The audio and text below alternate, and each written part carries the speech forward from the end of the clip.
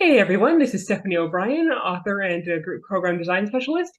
Today I'm interviewing Valerie, and she's going to talk about how to promote yourself via podcasts and videos.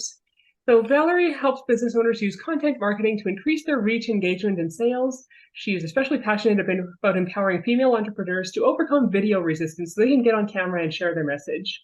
She has over 30 years' experience in the media, having worked as an award-winning producer, host, and scriptwriter. In 2006, she started exploring content marketing as a side hustle.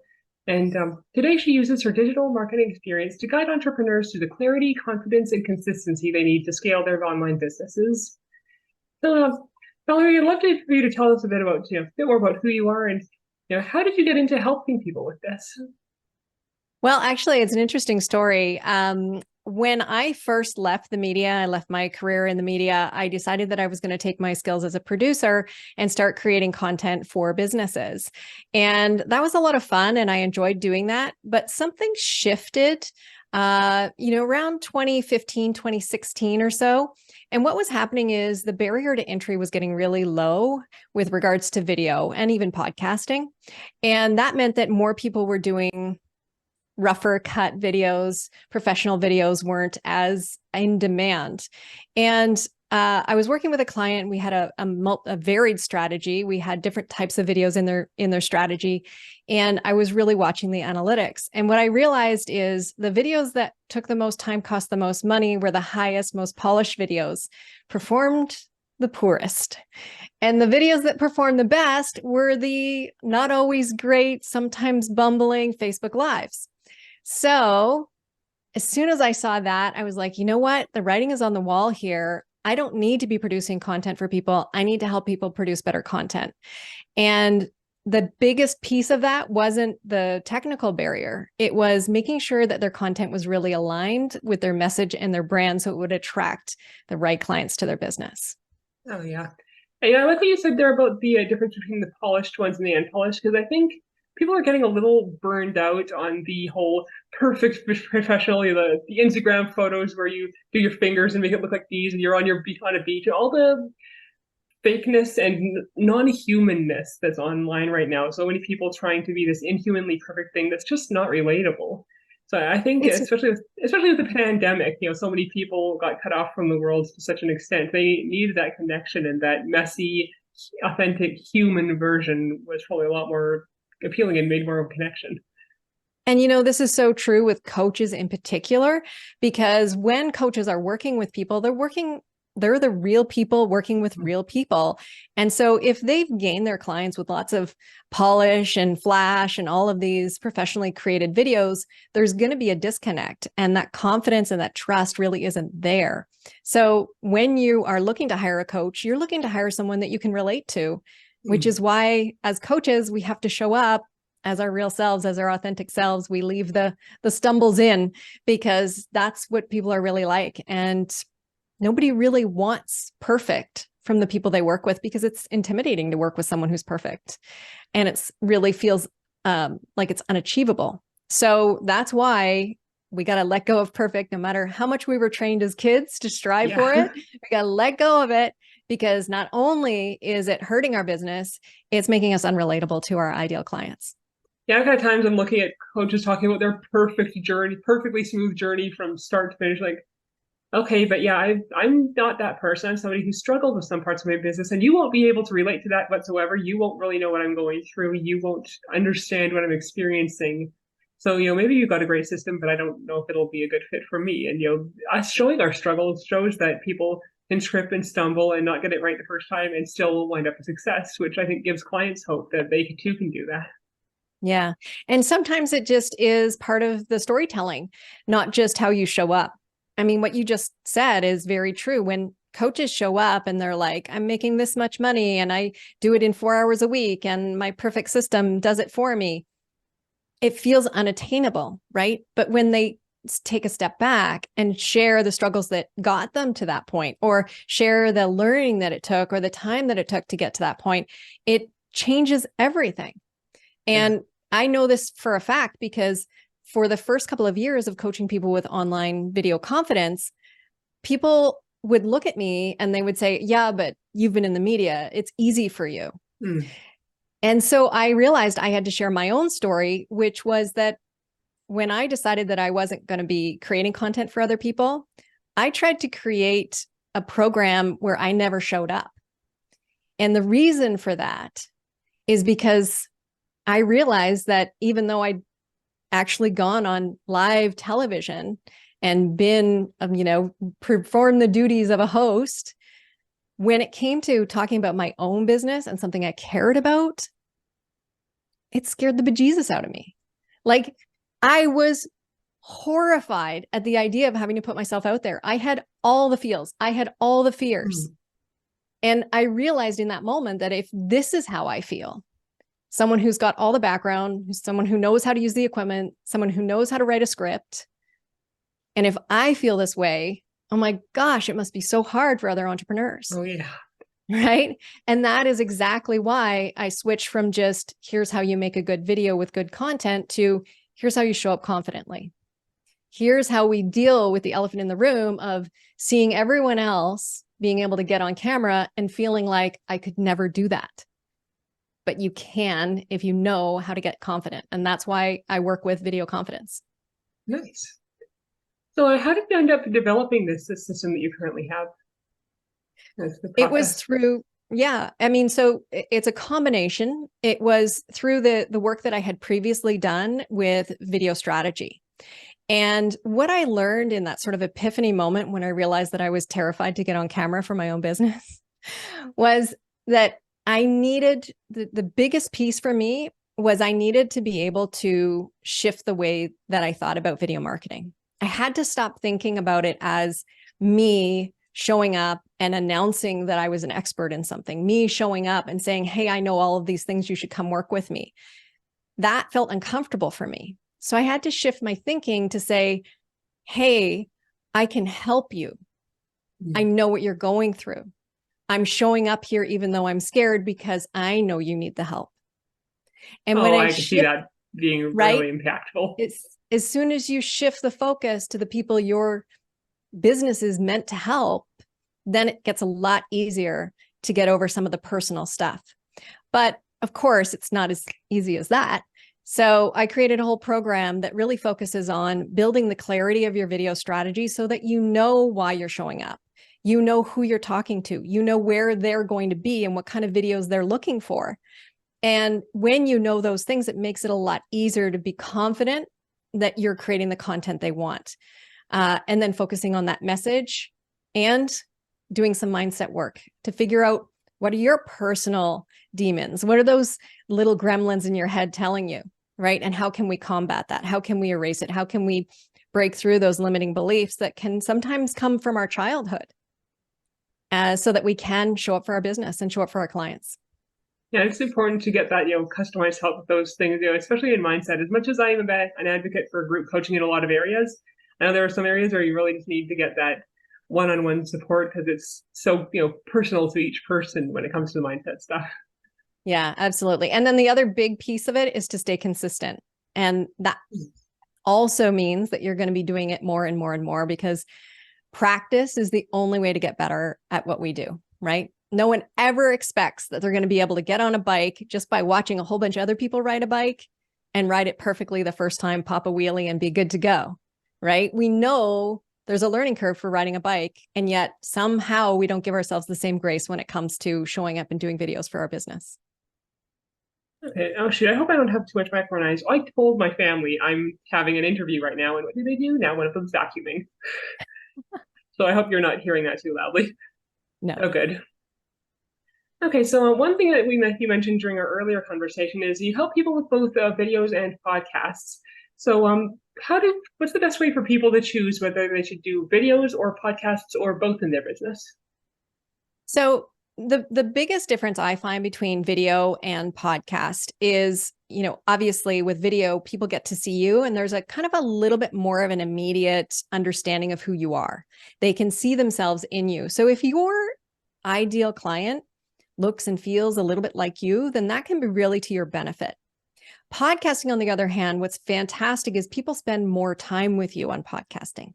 So if your content is really going to make people feel connected to you, you're going to help them get some quick wins. They're going to feel like you can help them just through the content that you're providing, but that it takes a little bit more time to get that content through, then podcasts can be really strong for that. But of course, these days, there's really no reason not to have both. Yeah, I could just take Right? the audio from the video and turn it into a podcast. Absolutely. Absolutely. And I find too that some people will start with podcasts because they still kind of have that video resistance. Hmm. And once they get a little bit more comfortable sharing their message, they get some responses, you see the results from showing up for people. That's when they get a little bit braver and they show up on video, and it can just kind of partner right back, dovetail together and fit together in a really nice way to create a significant amount of content without doing double or triple the work. Hmm. Yeah, I could definitely see that being handy. And one piece of feedback I've gotten is some people, need to fit in their content consumption when they can, and sometimes when they can is on the commute, which makes listening to an audio a lot easier than watching a video. Absolutely. Walking the dog, washing the dishes, doing the vacuuming. I mean, I hear that people will be consuming podcasts in all different kinds of ways. Long drives. I hear so many people talking about long drives and podcasts being their co-pilot. Oh, cool. But this is one of the things you really need to think about. And going back to your question of video versus podcast, really think about who your ideal client is. How do they want to consume the information? Are they likely to be the kind of person who has an hour-long commute where they're going to be listening to 2 or 3 podcasts every day anyway? Or are they the kind of person who's, sitting on a bus instead of driving and watching videos on their phone? Right? So one of the biggest pieces in the clarity when you're building your video confidence and gaining that clarity is really understanding who you're talking to, but also how they want to consume information, how they want to consume content. And then that's going to be an important decision maker for you if you're deciding between video and podcast. Yeah, and of course, having both pretty much solves the problem neatly. It does. And then while you're at it, get some good show notes, post that on your blog, and you're covered on all bases. Nice. So, we've already been, I was going to ask what your top 3 tips are. We've already been sharing some great tips of it. If you were to give just your top 3 pieces of advice that anybody who's considering doing more podcasts or videos should know, what would you say are your top 3? So the number one tip that I have across the board is what we were just talking about, which is when you're creating content, think about building a relationship with your ideal customer. This is what content does best, especially video. Video is a great place for people to feel like they're getting to know you as a friend, as someone that they could reach out to. There's a familiarity that's built when people get to see you on camera and see you talking. So focus on your ideal listener. Create content that's going to help build that relationship with them. You can use video at every step of the customer journey, and I highly recommend doing that because that allows the relationship to develop. And the more that you develop that relationship, the easier it is and the more confidence they have in saying yes to you as their coach or service provider or person who's providing them with a product. And that's what we want, right? We want the yes to be easy, and we want them to be confident when they say yes. So that's the number one tip, is focus on your ideal customer every time you're creating your content. The next tip that I have is make sure that the content you're creating is intentional. You always want to make sure that you're clear on what your message is, what you want to be known for is coming through every piece of your content. Now, this is part of the consistency of content that people don't think about. We always think about consistency meaning, oh, I show up every Tuesday. But that's not the only type of consistency. We need consistency of message as well. Now, doesn't mean repeating the same thing over and over and over. What it means is when you show up, you're showing a part of your content strategy that helps people see the depth of who you are and the depth of your understanding of the key problem that you solve with your business. Just because I don't know, how to groom a horse doesn't mean you should do a video about how to groom a horse, right? Yeah, This is unless you what can say, here's a lesson I learned about from grooming horses about my core thing. Right. Unless you're doing equine therapy as your business, right? Like you need to make sure that everything relates. And even if it's just a little bit off to the side, so they're getting to know you personally, bring it around. Make sure that there's a reason for you to doing that video. Yeah, here's how keeping myself and my horse from panicking helped me to be more confident on video. That's There like I you was saying go, about right? horses. Only one of you gets to panic at a time, and it's never your turn. There's almost always a way to bring it around, but figure out what that is. And if you can't figure that out and it doesn't pass the first check, like my ideal customer doesn't care about this, then don't do the video. And my last tip is make sure that you're confidently delivering a call to action with every piece of content that you do. But that does not mean that every video you create is a sales video. Remember that a call to action is based on where the video fits into that customer journey that we talked about. So in some cases, the video might just be about building awareness about who you are in your area of expertise, in which case the call to action might be something like, visit my website for more information, right? The call to action could be about gaining engagement, building that relationship. You're at that part where people have, joined you on social media. So the videos you share there are all about starting that conversation. They're all about the back and forth because you're building that relationship with them. Because again, when you do that, people trust you more, and then they'll be more confident that you're the right fit for them. Yeah, one call to action I've seen a few times is, hey, I'm creating this cool thing. If you want me to send it to you for free, comment yes. Yeah, absolutely. That's sort of at the connect stage, right? And download my free lead magnet, whatever free resource that you have, right? That's another call to action. So there's a lot of other calls to action, including, hey, share this video if you think it will help someone, right? So remember that all of these videos, if people like what you're doing and they like what you're saying, they want to know what that next step is. So instead of thinking of the call to action as being this kind of pushy thing at the end, think of it instead as a way to invite people to take the next step in building the relationship with you. Yep. Yeah, I think that'll really, shifting that mindset will really affect the energy that you have. Instead of being a grasping, needy, me energy, it'll be a generous, giving, here's more good stuff for you energy. Right. And I always say, make sure your messaging isn't about push, it's about pull. You're not pushing your message out, you're using your message to pull people in. Yeah, I like that.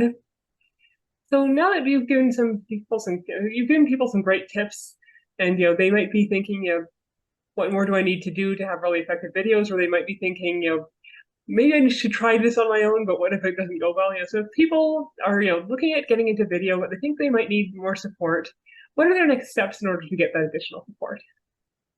So the main thing is to step back and not think of video as a singular thing, right? One of the things I constantly say is never do content for content's sake. Always know how this video fits into the bigger picture of your strategy, which means you have to have a strategy. So that is the next step. Make sure that you have a strategy that relates to your video or all of your content. Sometimes video is a piece of your content strategy, but make sure that you do have a strategy so that you know why you're doing it. Again, this is going to make it easier for you to get on camera or get behind the mic if you're doing a podcast, and to keep going. When you know what that strategy is, that's the long-term vision. Makes it a little bit easier to be consistent. And when you're doing that strategy, make sure that you're not skipping any of the steps. Don't make any assumptions. Do the work, do the research, get to know your ideal customer, figure out what those habits that they have are so that you know how to show up. Get deeper in understanding how they experience the problem that you solve so that you can create videos that connect. And of course, if you're looking for some assistance, this is what I do. So I can help. And what I do is I start every single relationship that I have with my clients with a free 30-minute video marketing mapping session. And this is how we can figure out where you're at in your video marketing journey. If you're very early, I can give you some quick tips on the things you should be focusing on, the videos you need to be focusing on right now to help you build your business in the startup phase. Usually people who are at that stage aren't right for my ongoing coaching, but I'm happy to help get you started because it's my mission to get women on camera and sharing their message. So that free 30-minute session will help you do that. But I'll also walk you through what those steps are in building out your strategy. And if you're a little further along in your business and you're really ready to use video to grow your business, to increase the amount of reach that you have, the visibility that you have, to fuel the leads that you're generating, and to make those conversions easier because people know you, love you, and are confident that you're the person to work with because of your videos, then my video marketing mastery program is exactly what you need to be doing. I will one-on-one, we're going to be working together through this strategy creation and getting you confident, getting you on camera, making sure you stay consistent with a good content calendar and a production plan. Awesome. Well, thank you very much for sharing all of that. And I love how clear you are on your target audience. You know who you can give some value to, but who isn't a fit, and you know who you can give a maximum value to and who is a fit. And I appreciate the integrity of making it clear who you can help and not just going, everybody needs to run to the back of the room and sign up for my thing or you're a failure in business. Yeah, you know what? I believe everyone should be doing video marketing. And I have helped male entrepreneurs for sure. But my passion is in helping female entrepreneurs. We have this confidence gap that we need to get over. It has been something that most of us have been dealing with as a systemic challenge our entire lives. And it's not our fault that the confidence gap exists, but we can get over it when we decide that we want to take the leap. And that's Absolutely. what I'm here to do, help people take that leap. That's wonderful. Thank you so much for sharing all these great tips and for sharing that call to action.